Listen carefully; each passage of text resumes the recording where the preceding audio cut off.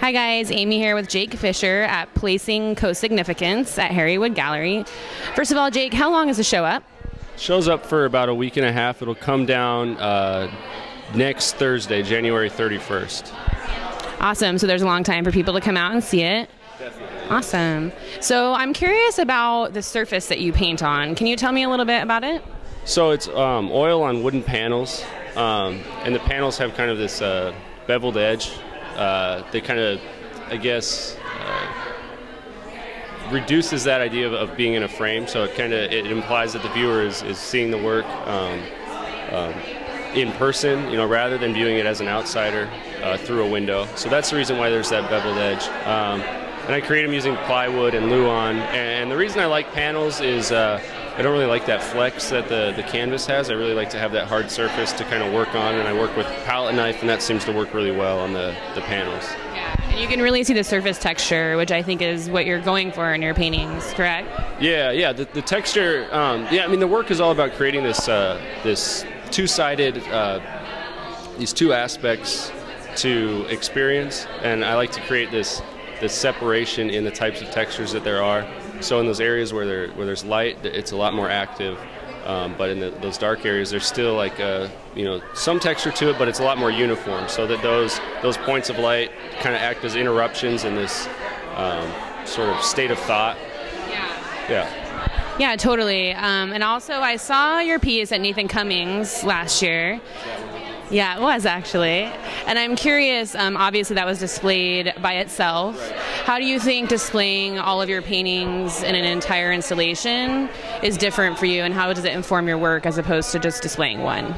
Well, so the work is really place specific, and how this gallery is, or how the works are displayed in the gallery is based off of the directional layout of the neighborhood. So all the paintings on the north wall were images taken from me when I was either walking north or looking north, and the same goes for the west, the east, and the south.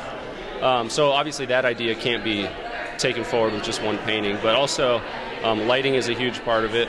And I try and light my paintings just where those points of light are. So these forms seem to kind of float in space, and you can see these forms from across the gallery, and you can kind of interact with those paintings and experience the whole show in more of an organic way, in the way that I was sort of gathering these images through the process of creating the work. I think that's really successful too. They change completely from when you see them from across the gallery and then when you're up close to them. So I think that was really successful. And congratulations. And I'm Amy.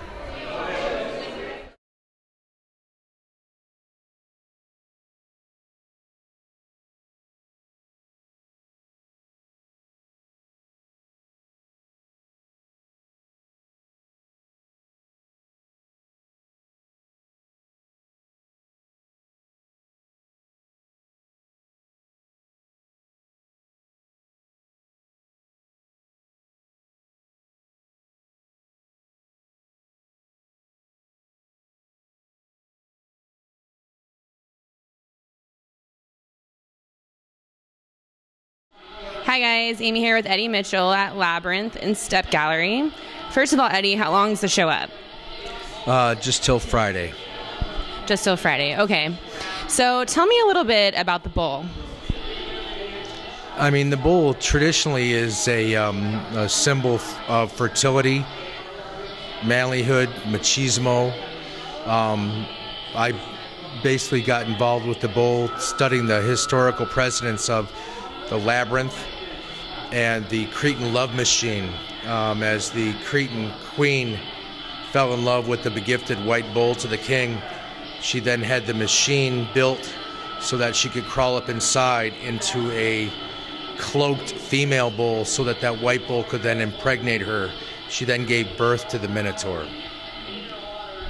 Yeah, I love the mythological references, and I think it's displayed in a way that's very contemporary but still references those historical stories. And I think I'm curious mostly about your what seems to be intuitive process and how you go about gathering materials to use, and your installation, like you've painted on the walls in the gallery. How do you decide what you're going to do as far as color schemes and surfaces? Well, I mean, I knowing that this space was a little bit smaller than a traditional gallery, I wanted to use this as a installation space, something that could almost mimic my process in my studio space.